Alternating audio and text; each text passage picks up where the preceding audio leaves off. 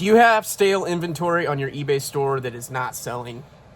We all do. We all have cards that are just sitting there and not actually getting sold. So let me show you a really easy tip that will help you sell those cards faster. Before I show you that, I will introduce myself. My name is Dell, and I sling cardboard to feed my kids. I recently went trading cards full-time. It's been about a month now. And I am sharing my journey along the way and letting you guys know all the steps that I am doing to maximize and optimize my business. And I share my tips and tricks along the way, and we bounce ideas off of each other. If that sounds like something you'd be interested in, I would appreciate it if you would subscribe. All right, let's get into this video. All right, like I said, I've been doing this for like 6 years now, roughly, maybe a little bit longer. And one thing I've noticed is that new inventory sells faster than old inventory, whether it be pricing or just stuff that nobody's really interested in. It actually has a lot to do with the algorithm. The algorithm is feeding out new cards constantly. So how do you make your old inventory look like it's new? Let me show you. I have 5,345 active listings on my account right now. How many of those are old, stale inventory? Quite a few, actually. I list about 100 cards, 50 to 100 cards a day. So going back, there's some stuff on here that's pretty old. So how do you find the old inventory that is just sitting there and not selling? You actually come up here to start date and you sort by oldest. You can see my old listings. This is clear back in December of 2024. This is an old listing that has not sold. So I do this periodically. I come back through and I find my old listings and I relist them. You are tricking the algorithm into thinking it's a new listing. I'm going to select all 200 of these listings and I'm going to go to actions and I'm going to actually end these listings. And it's going to pull this up and all of these listings are going to end. So they haven't sold yet. We're going to just go ahead and cut them out of the store. You can see right here 200 listings were successfully ended. And we are going to relist those cards. And how are we going to do that? We're going to go here to inactive. You can see all of those cards that I just ended are now in my inactive pile. And everything has a SKU number. It's all skewed. And we scroll through all of those and we come down here to the ending where I already had these relisted. And these are older listings that I had relisted. So we're going to come back all the way back up to the top. We're going to select everything that we just ended. And I got to make sure that you don't... I have some older listings in here that I don't want to relist because they're already relisted. I did it a different way back in the day. So you come back to the old listings that you don't want relisted and deselect all of those.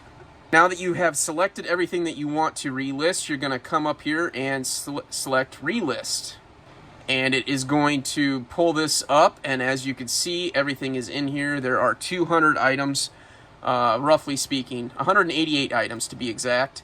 And you can make changes in here. This is the edit screen. You can make changes. You can change the price. You can do whatever you want to do. You can lower your price if you think your price is too high. As a matter of fact, I'm actually going to raise some of my prices. But I'll show you a little trick with that too. So you come up to bulk edit and you are going to change the buy it now price and you're going to lower. I want to lower my stuff that is too high.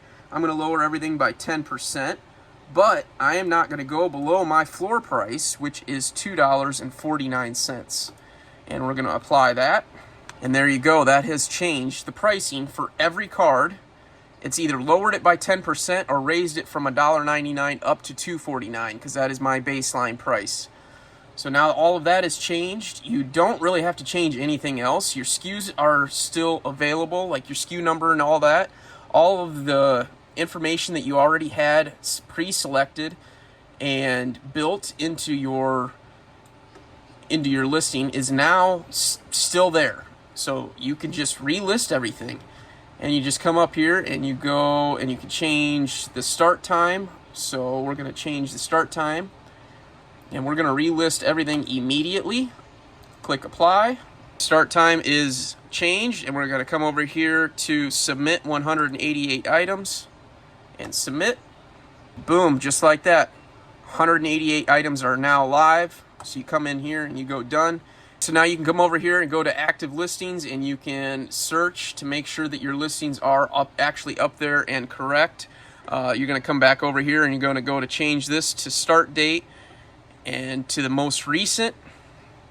And now you can see all of my cards with my SKU numbers and pricing has been adjusted, and it's all relisted.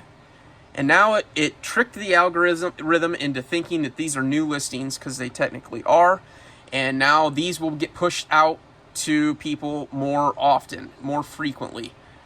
All your old inventory is now repriced. You can see this was probably $5.99. Now it's $5.39. So it lowered my price, and maybe that will entice buyers as well. And yeah, that's how you do it. This trick has really helped me sell some of my older stuff. I pretty much recently just started doing this, and I have noticed some of my older cards are selling because of that.